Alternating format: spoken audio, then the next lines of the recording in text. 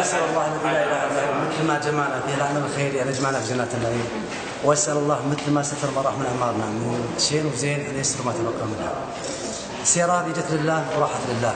أول شيء أشكر الأمير الوليد بن طلال اللي أسعدني بهالسيارة، والشكر لله سبحانه وتعالى اللي سخرني وأسعدني أني أعطي السيارة يوسف وأدخل عليه جزء بسيط من الابتسامة.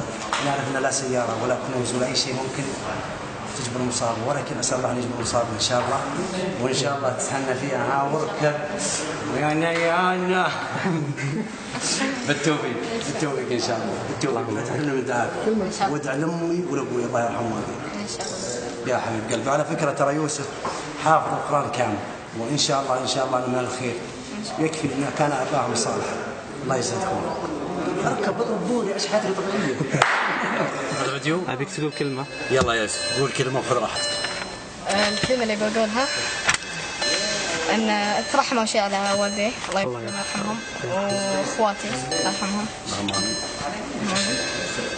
وأبي أشكر أخوي فايز. يا حبيبي لا تشكر، شكر الله اللي سخرني لك، هذا فضل الله أعطاك الله سبحانه. وثاني أبي أشكر جميع أهل تمير وأخص عبد الرحمن البرغش وأبو عبد العزيز الغانم. الله يبارك لك فيها.